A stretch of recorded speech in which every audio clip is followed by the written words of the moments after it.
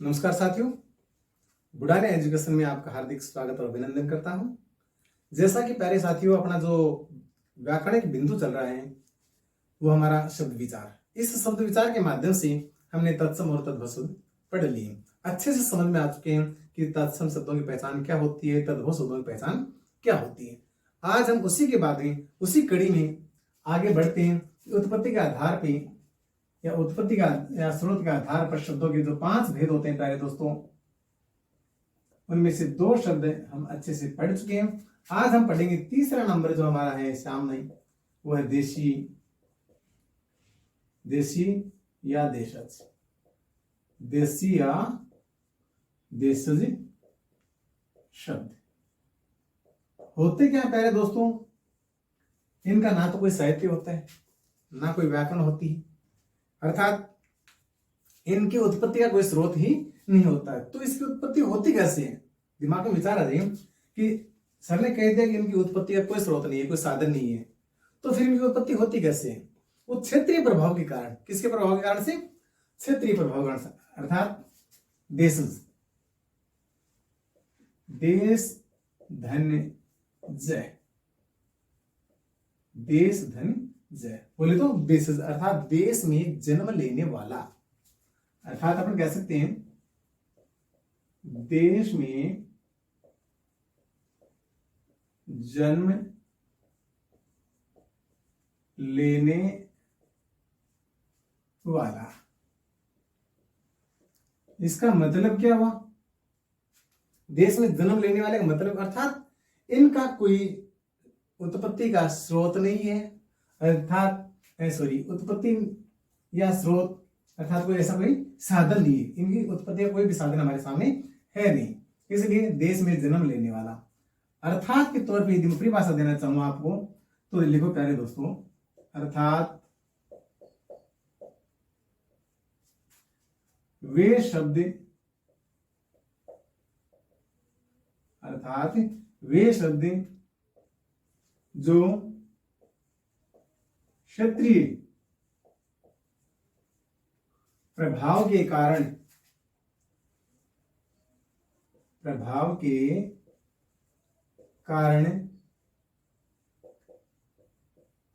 क्षेत्रीय प्रभाव के कारण हिंदी में प्रयुक्त होने लगे हैं,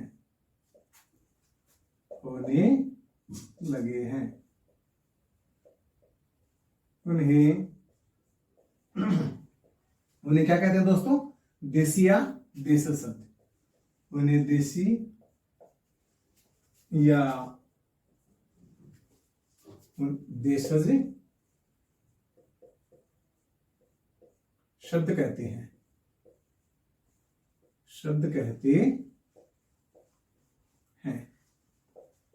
परिभाषा से आप समझे क्या कि इनका जन्म कैसे हुआ? कोई साहित्य नहीं है। इनकी उत्पत्ति कैसे हुई? कोई हमारे पास सामने साक्ष्य नहीं है। तो फिर अर्थात आंचलिकता की वजह से, क्षेत्रीय प्रभाव के कारण हमारी हिंदी भाषा में जो कि तो प्रयुक्त होने लगे, हिंदी भाषा में इन्होंने अपना स्थान बना लिया। ऐसे शब्द प्यारे दोस्तों क्या कहलाते हैं? देशी या देशज। जैसे मैं समझाने का प्रयास करूं आपको, जैसे बापू,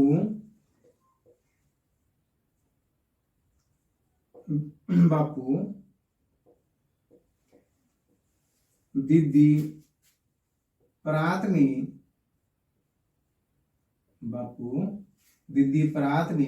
खुरपा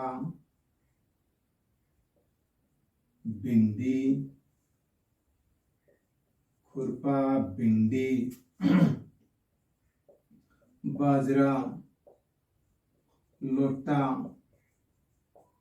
खुरपा भिंडी बाजरा लोटा टोंटी। देखना दोस्तों, बड़े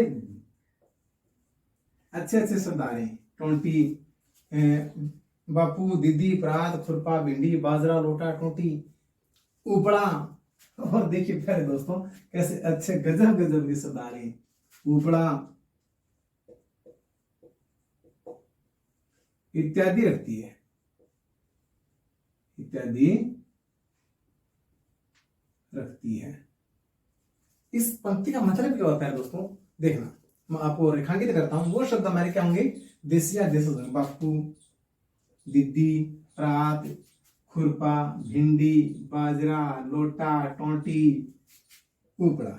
ये जो शब्द है एक बार अच्छे से देख लीजिए कि बापू, दीदी, प्रात में खुरपा, भिंडी, बाजरा, लोटा, टोंटी, उपड़ा इत्यादि रखती है। ये क्या है? सेंटेंस पूरा करने के लिए इत्यादि रखती है। ये सेंटेंस पूरा करने के लिए मैंने इसमें लिखा है।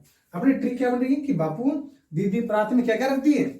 उपड़ा रखती है, बाजरा रखती है, टोंटी रखती है, भिंडी रखती है, सब रखती है, लोटा वगैरह सब इसमें आ जाते हैं। इस प्रकार ये हमारा देशी या देशज शब्द है। मैं जहां तक मेरा मानना आपको अच्छे से समझ में आ गया होगा। अर्थात एक बार फिर से मैं आपको समझाने का प्रयास करता हूं कि इनके यहाँ कोई स्रोत नहीं होता। देशज जो शब्द है इनका ना कोई स्रोत होता है, अर्थात इनकी जो उत्पत्ति है, समझना, उत्पत्ति का कोई स्रोत नहीं इनका हमारे सामने। तो ये क्षेत्रीय प्रभाव की वजह से, क्षेत्रीय प्रभाव के कारण हिंदी में प्रयुक्त होने लगे और ऐसे शब्द देसी या देशी शब्द कहलाते हैं। इनका ना कोई व्याकरण ना कोई साहित्य होता है। दो चार उदाहरण देने का प्रयास किया, समझ में आ गए होंगे कि बापू, दीदी, प्रात में खुरपा, भिंडी, बाजरा, लोटा, टोंटी इत्यादि रखती है, उपड़ा वगैरह रखती है। समझ में आ गया? अब मैं आपको लेके चलता हूं पहले दोस्तों विदेशी या विदेशज शब्द। विदेशी या विदेशज शब्द।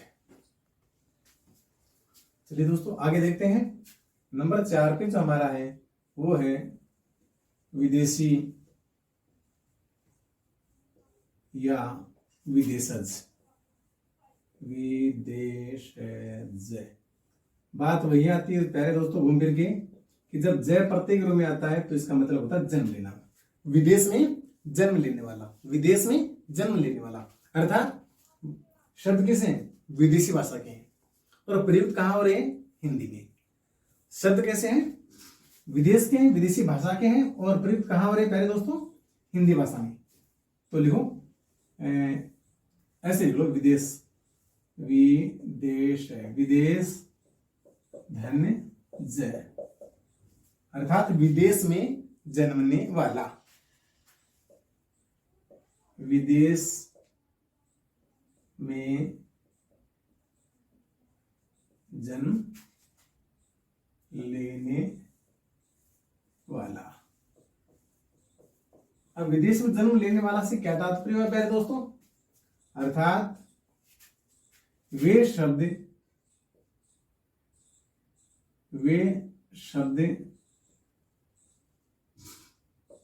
जिनका जन्म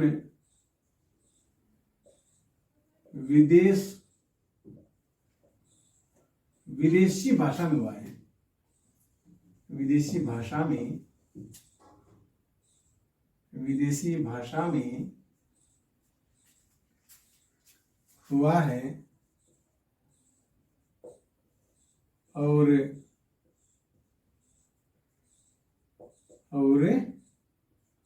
हिंदी में या हिंदी भाषा में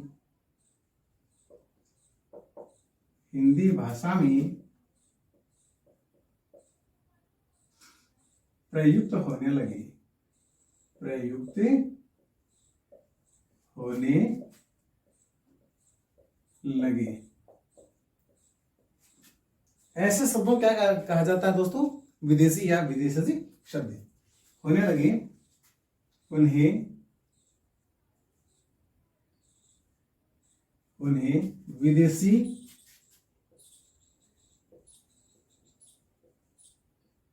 विदेशी या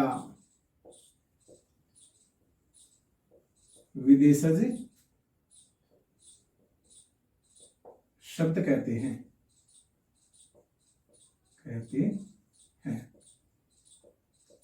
अर्थात मतलब क्या आता है दोस्तों? अपन क्या समझ रहे हैं कि हम समझ रहे हैं कि जिन शब्दों का जन्म स्थान कहीं और है और प्रयुक्त कहाँ होने लगे आके, हमारी हिंदी भाषा में। ऐसे समझो कि प्रयोग जैसे पाकिस्तानी में हो गया, अमेरिका में हो गया, ऐसे शब्द अर्थात विदेशी भाषा के शब्द हैं और हिंदी में प्रयुक्त जो कितने हो रहे हैं, ऐसे शब्दों क्या कहते हैं प्यारे दोस्तों, ऐसे शब्दों कहते हैं विदेशी या विदेशी शब्द। चलो, जैसे मैं उदाहरण देने का प्रयास करता हूं और मोस्टली मैं 2-3 भाषाओं से संबंधित आपको समझाने का प्रयास करूंगा। 2-3 भाषाओं के शब्द हैं। जैसे सबसे पहले मैं बात करूं, सबसे पहले यदि मैं बात करूं तो चीनी भाषा के शब्दों की बात करता हूं। बहुत इजी है हमारे लिए, हमेशा इनको अपन प्रयोग में करते आ रहे हैं, लेकिन फिर भी हमें जानकारी शायद न के बराबर सी होगी। जैसे हम बात करूं चीनी भाषा और चीनी देश की बात करूं, चीनी भाषा की बात करूं, इस चीनी भाषा का नाम क्या है? चीन देश की जो भाषा है उसको मंडारिन कहते हैं। क्या कहते हैं दोस्तों? मंडारिन। तो चीनी भाषा के शब्द, सबसे पहले हम बात करते हैं कौन सी भाषा की? चीनी भाषा के शब्द जो हम दैनिक जीवन में दैनिक प्रयोग करते हैं, अर्थात हमेशा इनका प्रयोग करते हैं। जैसे बहुत इजी है, चाय, चीनी, चीकू, चाउमीन और लीची। बहुत अच्छे वर्ड हैं। चीनी भाषा के चे से आरंभ हो रहे हैं लगभग, जो हम हमेशा प्रयोग करते हैं कि चीनी भाषा से चाय, चीनी, चीकू, चाउमीन और लीची। चाय, चीनी, चीकू, चाउमीन और लीची। अब मैं आपको आगे ले चलता हूं प्यारे दोस्तों। इसके बाद मैं लेके चल रहा हूं अपने आपको मैं अंग्रेजी भाषा में, अंग्रेजी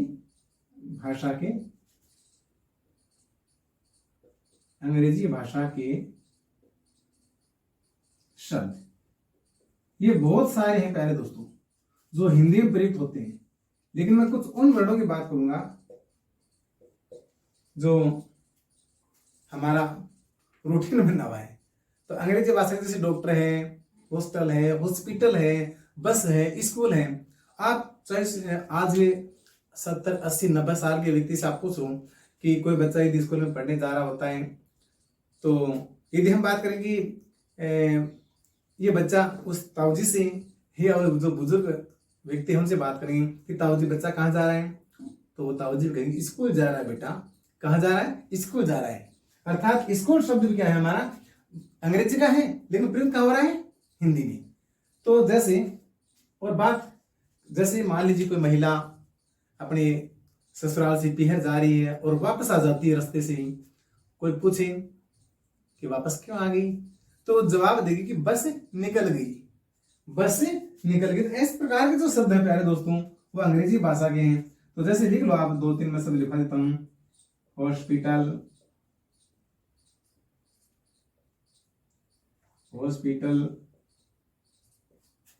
हॉस्टल, स्कूल, बस। ये जो शब्द हैं हम डेली प्रयोग कर रहे हैं इनका हमेशा। अभी जैसे मेरे मुंह से निकला डेली, डेली भी क्या है? अंग्रेजी का वर्ड है। तो इस तरीके से आप समझ पा रहे होंगे कि अंग्रेजी भाषा के जो शब्द हैं, हॉस्पिटल है, हॉस्टल है, स्कूल है, इस प्रकार से बस है, ये शब्द डॉक्टर है। आप किसी भी व्यक्ति से पूछो, 100 साल से पूछो, अगर बीमार हो गया कहाँ जाएगा, तो वो कहेगा डॉक्टर मिला नहीं, जो भी है हॉस्पिटल जाऊंगा, इस प्रकार के वर्ड बोलेगा। अब आपको अन्य भाषाओं में 2-3 और समझा देता हूं।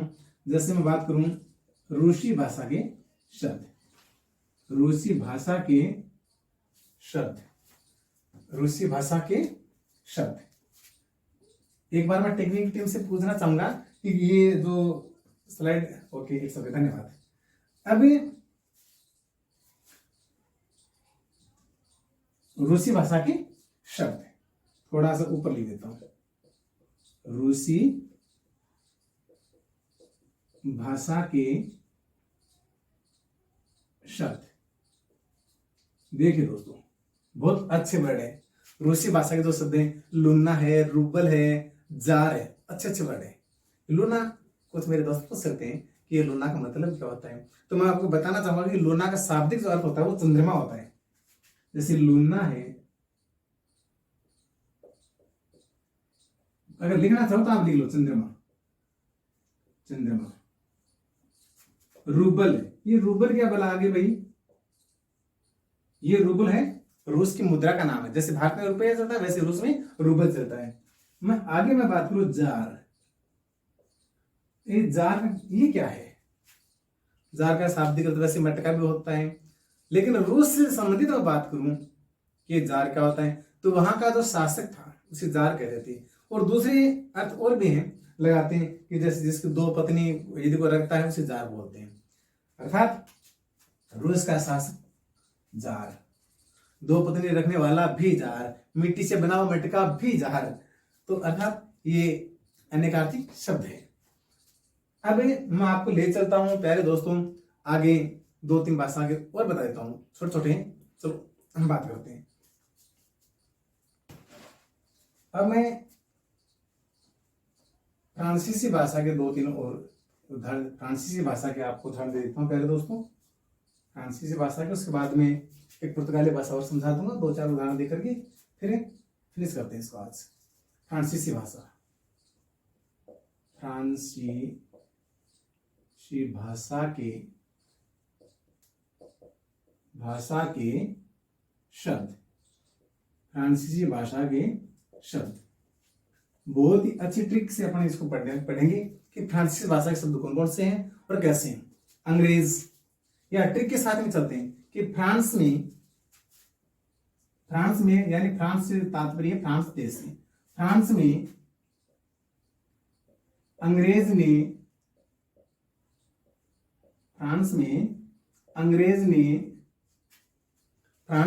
अंग्रेज ने कर्फ्यू लगाकर, क्या लगाकर कि प्यारे दोस्तों, कर्फ्यू लगाकर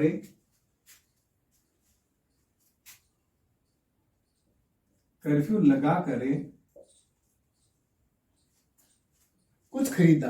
क्या खरीदा? कूपन और कारतूस। कर्फ्यू लगाकर कूपन और कारतूस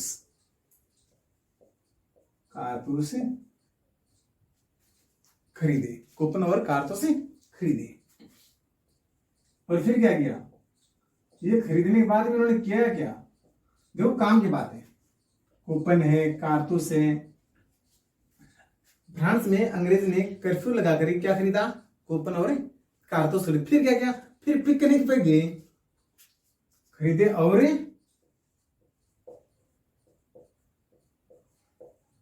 पिकनिक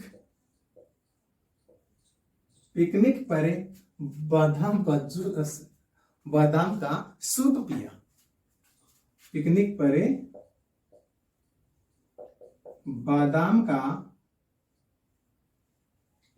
बादाम का सूप पिया।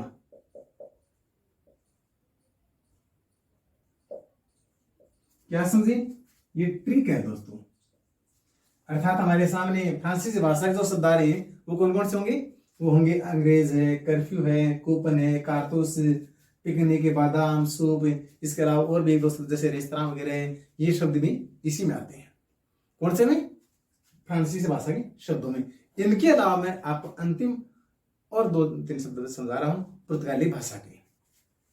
कौन सी भाषा के प्यारे दोस्त, पुर्तगाली भाषा के शब्द, पुर्तगाली भाषा के शब्द। अब ये कौन कौन से मेरे प्यारे दोस्तों, पुर्तगाली भाषा के जो शब्द हैं हमारे सामने वो हैं, इस्पात है, इस्पात, अलमारी, इस्त्री,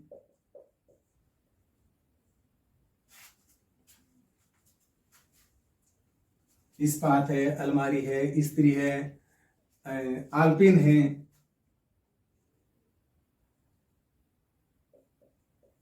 इस्त्री, आलपिन,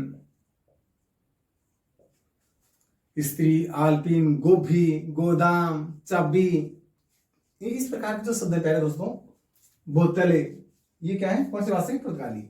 इस बात है अलमारी स्त्री है, आलपिन है, गोभी, गोदाम, चाबी,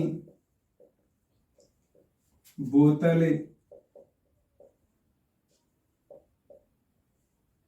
इत्यादि कह सकते हैं इनको। बादाम, अनानास भी इसी का उदाहरण हो गया प्यारे दोस्तों।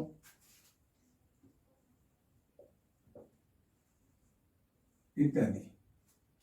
अर्थात पुर्तगाली भाषा के जो हमारे सामने शब्द आ रहे हैं प्यारे दोस्तों, वो कौन कौन से हैं? इस्पात है, अलमारी है, स्त्री है, आलपिन है, गोभी है, गोदाम, चाबी, बोतल इत्यादि। इनके अलावा जैसे और भी हमारे सामने शब्द मिल जाएंगे अपने को, जैसे रेस्तरां वगैरह है, उसी में आएंगे। यहां तक समझ में आने के बाद मेरे प्यारे दोस्तों, एक उदाहरण और भी देता हूं छोटा सा, वो देता हूं आपको फ्रांसीसी भाषा का। फ्रांसीसी भाषा का कौन सा होगा? अमरूद। अमरूद शब्द है वो फ्रांसीसी भाषा का है। कौन सी भाषा का है? फ्रांसीसी भाषा का। चलिए प्यारे दोस्तों, अब अंतिम जो शब्द है हमारा उत्पत्ति या स्रोत के आधार पे, वो है संकर शब्द।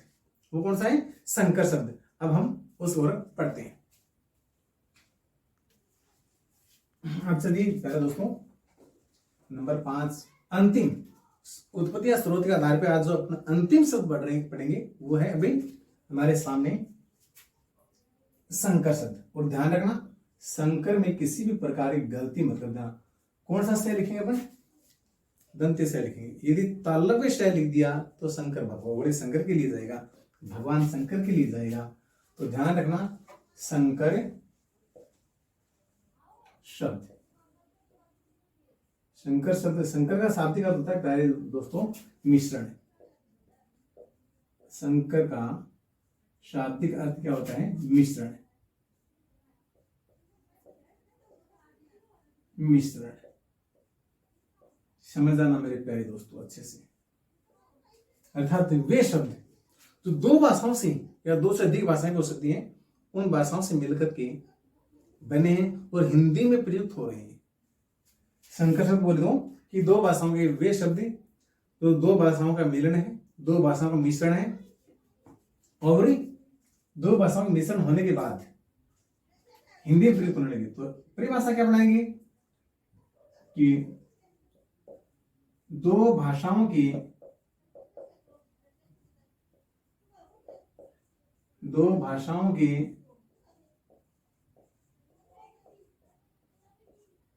मिश्रण से, दो भाषाओं के मिश्रण से बनकर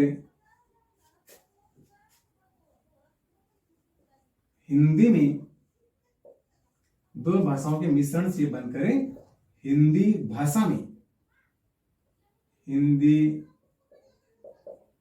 भाषा में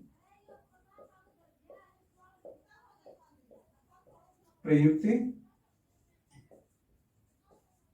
होने लगे हैं, होने लगे हैं।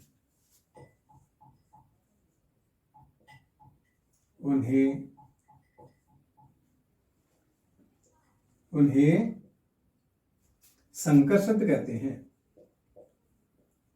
संकर शब्द कहते हैं। क्या समझे दोस्तों कि दो भाषाओं के शब्द हैं। कितनी भाषाओं के? दो भाषाओं की, चाहे वो हिंदी फारसी की हो, अरबी फारसी की हो, संस्कृत अंग्रेजी की हो, अंग्रेजी हिंदी की हो, किसी भाषा के दो शब्द मिले हों और दोनों का प्रयोग किसी न किसी तरीके से घूम फिर के आकर के और हिंदी भाषा में होने लगा है, ऐसे शब्द संकर शब्द कहलाते हैं। जैसे मैं 2-3 उदाहरण देता हूं, आपको समझा देता हूं। जैसे एक उदाहरण, बहुत अच्छा उदाहरण है रेलगाड़ी। रेलगाड़ी, रेलगाड़ी शब्द देखने में तो बहुत अच्छा है और है भी, लेकिन आज समझ में नहीं आ रहा है कि भाई ये रेलगाड़ी कौन सी भाषा शब्द है, क्योंकि प्रयुक्त अपने व्यवहार में उतार लिया इसको। लेकिन ये रेलगाड़ी दो शब्दों से मिलकर बना होता है। एक तो रेल, रेल जो कौन सी भाषा का शब्द है? अंग्रेजी का। कौन सी भाषा का शब्द है? अंग्रेजी का। रेल अंग्रेजी का है, और गाड़ी, गाड़ी जो शब्द दोस्तों वो है हिंदी भाषा का। तब जाके शब्द बना रेलगाड़ी। और हिंदी में क्या कहेंगे? लोह पथगामिनी, लोह पथगामिनी। इसके अलावा मैं बात करूं जैसे नेक नियत, यहां लिख देता हूं नेक नियत, नेक नियत, नेक आदमी, नेक चलन, बहुत अच्छे शब्द हैं। नेक नियत, नेक नियत बोले तो नेक जो शब्द है ये कौन सी भाषा का शब्द है दोस्तों? ये फारसी भाषा का शब्द है। कौन सी भाषा का? फारसी, फारसी भाषा का शब्द है। कौन सा? नेक। और नियत बात करूं मैं नियत की तो ये कौन सा है? नियत अरबी भाषा का है। नियत, नियत जो शब्द है प्यारे दोस्तों वो अरबी भाषा का शब्द है। नेक नियत, नेक चलन, नेक आदमी सब इसी में आएंगे। कौन से शब्दों में? शंकर शब्दों में। मैं लिख देता हूं फिर भी आपके याद के लिए। नेक चलन, नेक आदमी, जिसको हम हिंदी में क्या कहते हैं? भला आदमी, अच्छा आदमी, जिसके समाज में अच्छाई के तौर पे गुणों की चर्चा की जाती है। नेक आदमी। इसके अलावा और हमारे सामने जैसे बेमौसम, जैसे बेमौसम बहुत अच्छा शब्द है। बेमौसम, बेमौसम बे उपसर्ग से बना है। और बे उपसर्ग कौन सी भाषा का है? फारसी भाषा का है। कौन सी भाषा का है पहले दोस्तों? फारसी भाषा का शब्द है। अब उसके बाद ही मैं आपको दो तीन और समझा देता हूं। जैसे कवि दरबार है। कवि दरबार कौन सी भाषा का है? कवि हिंदी भाषा का है, और दरबार फारसी भाषा का। कवि दरबार, कवि हिंदी का, दरबार फारसी भाषा का। कवि दरबार। वैसे ही मैं जैसे अग्निबोट है, बहुत अच्छा वर्ड है। टिकट घर है। अग्नि, अग्नि हिंदी का, सॉरी संस्कृत का। अच्छे से समझ लेना प्यारे दोस्तों। अग्निबोट, अग्निबोट, अग्नि ध्यान रही संयुक्ताक्षर है। संयुक्ताक्षर, संयुक्ताक्षर जो होते हैं वो कहां जाते हैं? कहां जाते हैं? कमेंट करना प्यारे दोस्तों, मैं नहीं बताऊंगा। चलो फिर ये बता देता हूं, कुछ दिमाग में रहेगा कि अग्निबोट क्या होते हैं। सॉरी, अग्नि शब्द कौन से है? तो वो है तत्सम। कैसा हूं? तत्सम बोले तो संस्कृत भाषा का, और बोट अंग्रेजी भाषा के, तो अग्नि बोट। अर्थात टिकट घर भी इसी में आएगा। टिकट घर बोले तो मेरे प्यारे दोस्तों टिकट अंग्रेजी का हो जाएगा, घर हिंदी का हो जाएगा। धन्यवाद दोस्तों। अब मैं उम्मीद करता हूं कि आपको, अच्छा इसके अलावा सॉरी थोड़ा सा और टाइम लेना चाहूंगा प्यारे दोस्तों कि ये अच्छे से समझ में आ चुके होंगे। तो मैं एक बार जैसा कि अपना जो सिद्धांत बनता है सभी वीडियो में, लगभग सभी वीडियो में ट्रिक दी है, वो ट्रिक एक बार फिर से आपको दे रहा हूं। वो ट्रिक किसकी रहेगी प्यारे दोस्तों? वो रहेगी उत्पत्ति या स्रोत के आधार पर शब्दों के 5 भेद कौन कौन से हैं, और पांचों नाम अच्छे से याद रख लेना। कौन से होंगे वो पांचों भेद? ट्रिक के तौर पे अपने याद कर लेंगे।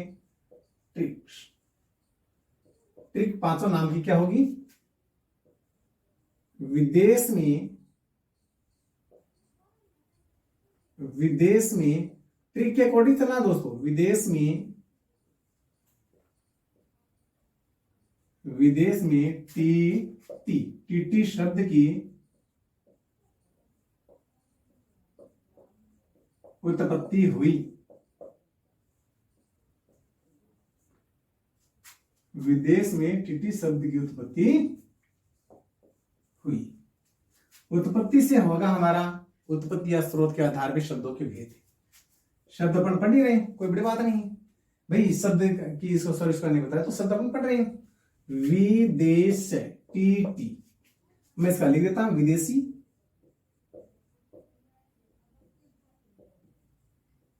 विदेशी, देश का देशी या देशज, से का संकर, टी का तत्सम। इस टी का हो जाएगा प्यारे दोस्तों तद्भव। विदेशी, देशी, संकर, तत्सम, तद्भव। ट्रिक में अपन जैसे भी कोई जरूरी नहीं कि कर्म से ट्रिक याद हो। ट्रिक का मतलब होता है हमें वो जो अपन पढ़ रहे हैं वो मैटर याद हो जाना चाहिए, वो हमारा जो भी टॉपिक पढ़ रहे हैं वो याद हो जाना चाहिए। तो विदेश में टीटी शब्द की उत्पत्ति हुई, विदेश में टीटी शब्द की उत्पत्ति हुई। इस लाइन एक दो बार या दो या तीन बार रिपीट करेंगे ना, दोहरान करेंगे, तो क्या होता जाएगा अपने अच्छे से आसानी से ये ट्रिक याद हो जाएगी। विदेश में टीटी शब्द की उत्पत्ति हुई, विदेश में टीटी शब्द की उत्पत्ति हुई। वि विदेशी, दे देसी, से संकर, टी तत्सम, फिर टी तद्भव। शब्द की उत्पत्ति, उत्पत्ति के आधार पर हमने पढ़ा है। तो प्यारे दोस्तों थोड़ा सा वीडियो अपना लंबा हो गया है और मैं इसे अब मैं आपको मैं कहना भी चाहूंगा कि जितना आपको थोड़ा टॉपिक्स आपको ज्यादा मिले, लंबा मिले, मैं चाहता हूं कि लंबा मिले और आप अधिक से अधिक इसको पढ़े, ध्यानमग्न होकर पढ़े। प्यारे दोस्तों अपने वीडियो को, अपने इस चैनल को अधिक से अधिक शेयर करें, सब्सक्राइब करें और करवाते रहें इस तरीके से। और प्यारे वो नन्हे मुन्ने वो चुन्नू मुन्नू प्यारे प्यारे जो बच्चे हैं जो बेसब्री से इंतजार करते रहते हैं, मैं उनका तहे दिल से स्वागत करता हूं, उनको बार बार धन्यवाद देता हूं। और मेरे उन्हें सभी दोस्तों को जो अपने को चैनल पे जुड़े हुए हैं, आज अपना परिवार लगभग शुरुआत में 550-600 के करीब पहुंच रहा है, तो सभी को एक बार फिर से धन्यवाद। चलिए दोस्तों, बुढ़ान एजुकेशन आपको फिर से बहुत बहुत धन्यवाद।